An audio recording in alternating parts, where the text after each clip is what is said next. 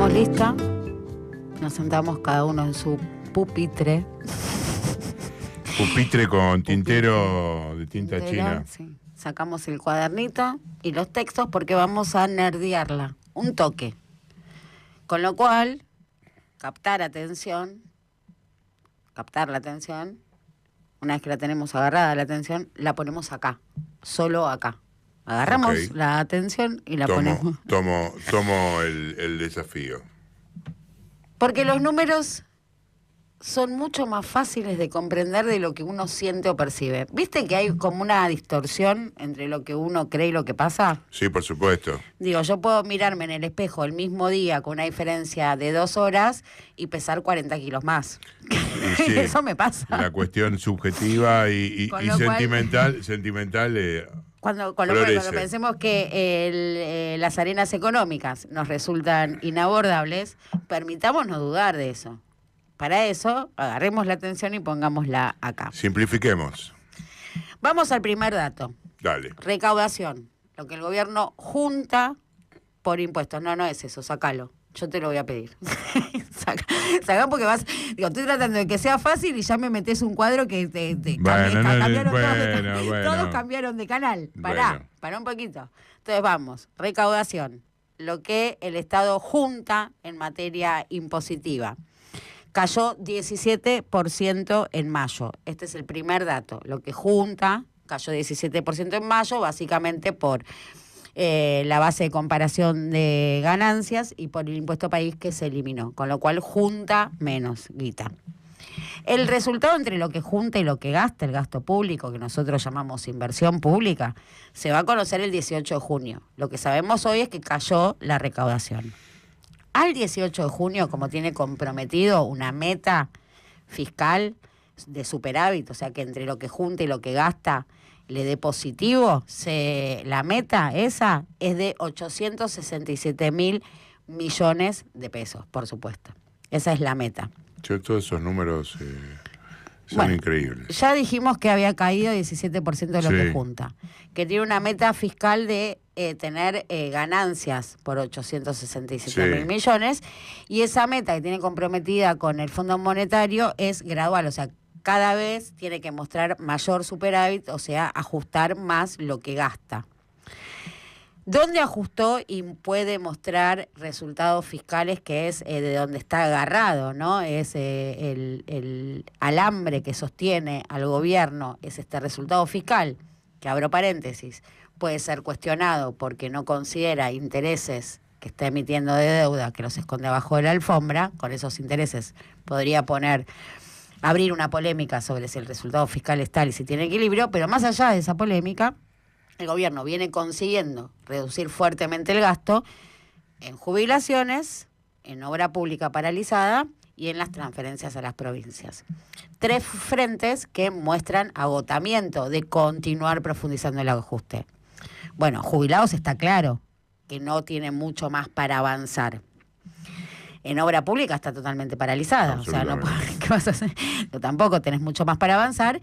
Y los gobernadores es un frente muy conflictivo. Digo, está ahí viendo cómo se resuelve esto que bien planteabas vos al principio, te transfiero todo, pero no te transfiero la guita. Hoy la reunión en el Consejo Federal de Inversiones, toda la discusión en materia fiscal, que tiene un cerrojo esa discusión, que es la coparticipación. Digo, esa discusión, de revisar la recaudación justamente para liberarle recaudación a las provincias y que cada provincia asuma su carga impositiva, tiene el cerrojo de la coparticipación, que no se puede discutir, que no se puede cambiar si no están todas las provincias de acuerdo. O sea, todas tienen que levantar la mano, claramente siempre va a haber una afectada, con lo cual se entiende que la coparticipación, de hecho la coparticipación es una deuda pendiente desde la Constitución del 94 y nunca se pudo llevar adelante.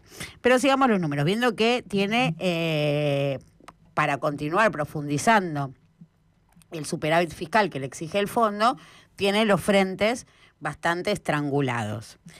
Y acá hay una clave que tiene que ver con la recaudación, que lo que le puede salvar es la recaudación por exportaciones, que hay que decir que entre abril y mayo creció un 20% respecto al año pasado. Entonces vos tenés una recaudación por retenciones ahí que te puede salvar las papas.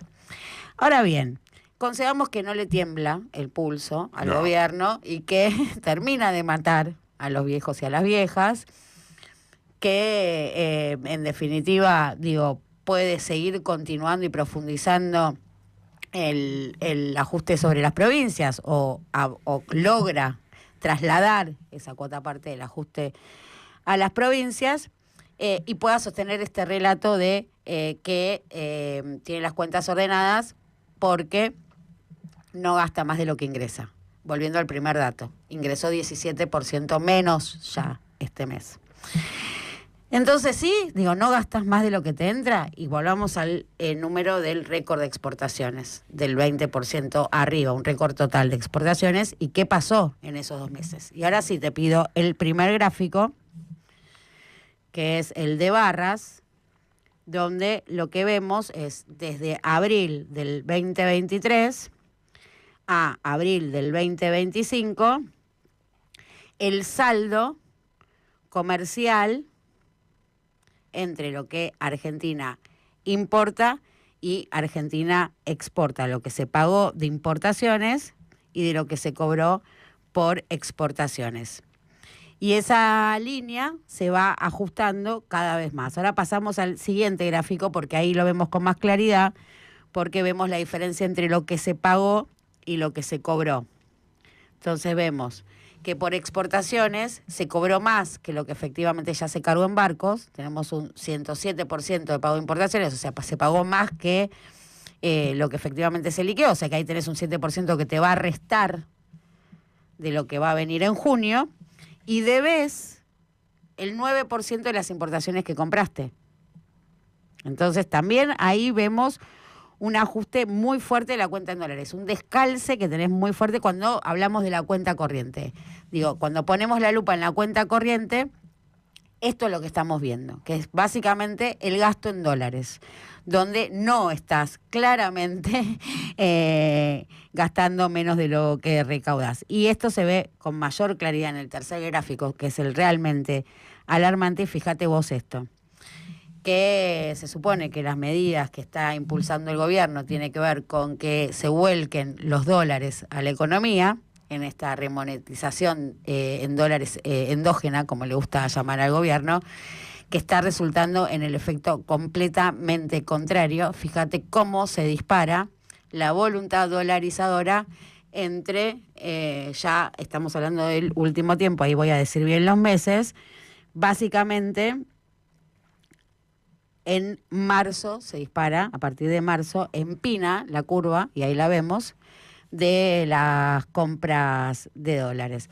Con lo cual esa es la clave y ese es el nudo gordiano de la dinámica económica argentina, y esto hay que decirlo contra lo que chocan todos los gobiernos, no importa su signo político. Y se va dando por combinaciones de factores que en cada etapa o periodo tienen sus propios rasgos distintivos. Entonces, esto empieza a pasar con el agotamiento del modelo de sustitución de importaciones, donde el cuello de botella se da a partir de que cuanto más producís, más importás, y la elasticidad de crecimiento de importaciones, las importaciones siempre superan al crecimiento, porque dada la dependencia de tecnología e insumos intermedios que vos tenés del exterior, hace que tu componente importado necesites componentes importados. Cuanto más producís, más importaciones necesitas, los dólares superan a tus exportaciones porque tenés precios relativos muy en contra. Vos vendés granos y comprás microchip. Claro. Es el primer estrangulamiento de la restricción externa. Esa es la primera característica, la característica originaria. Luego a eso se combina el ciclo de endeudamiento, fenomenal ciclo de endeudamiento que se inaugura en 1976, la estatización de la deuda del sector privado, y a partir de allí lo que se define como la década perdida para Latinoamérica, que es la década del 80, ahí tenés una nueva presión que es la presión de la deuda. En esta misma cuenta, digo, no solo tenías el problema del crecimiento en el que estabas enganchado y engrampado por la elasticidad de importaciones crecimiento, sino que a eso se suma otra demanda muy fuerte de dólares, que es la que te provoca el endeudamiento externo. En paralelo, durante la década del 90 se suma un tercer componente, que es la extranjerización de tus empresas locales, con el desembarco de las multinacionales y las privatizaciones. Y ahí, a este estrangulamiento de la cuenta externa, se te suma un tercer componente, que es la dolarización masiva de utilidades y las remesas a las casas matrices. Y a todo eso el factor, por supuesto, a eso se va, con eso se va calzando el comportamiento del ahorrista o el pensamiento en dólares como reserva de valor a medida que el peso se va deteriorando, lo que nos conduce básicamente ya a este periodo donde a todo esto se suma la fuga de capitales y el ahorro de las personas. Con lo cual, el nudo gordiano está en que vos tenés un colador de divisas en tu economía doméstica, en una economía que para funcionar las demanda. Con lo cual, ahí, digo, ese es el problema o ese es el punto de ataque que no resuelve y con el que no se enfrentan los gobiernos. Digo, y esto también hay que cargárselo al gobierno de Alberto Fernández con el Festival Importador, liberándole a las empresas dólar oficial para estoquearse en dólares a partir de la brecha. Entonces vos decís, bueno, ahí hay que implementar un fuerte cepo. El cepo es una condición necesaria para el funcionamiento de la economía argentina y yo digo, sí, sin dudas, aunque la palabra te cueste todo el resquemor que te cueste, pues se llama cepo, no es más que una administración de la política cambiaria. Si vos tenés una demanda que excede la generación de divisas de tu propia economía, vos tenés que definir a quién se la das y a quién no se la das.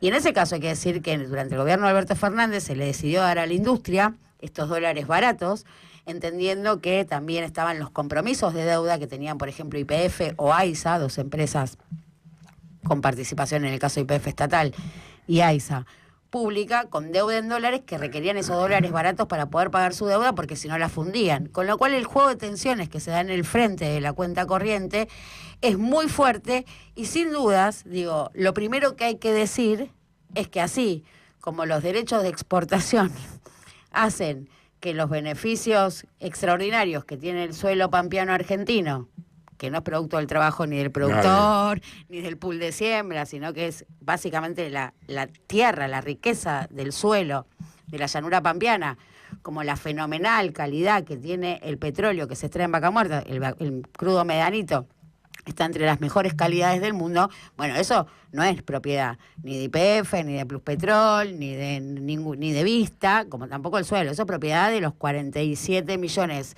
según el dibujo de la baña. Andá a saber cuántos somos, porque no sabemos, porque ese censo estuvo totalmente dibujado. Pero bueno, los 40 y pico de millones que seamos, que no sabemos porque el censo estuvo dibujado, es propiedad de todos. ¿Cómo haces para que el chaqueño se haga de una porción de esa rentabilidad que tiene el crudo medanito? Bueno, vía derechos de exportación, vía retenciones.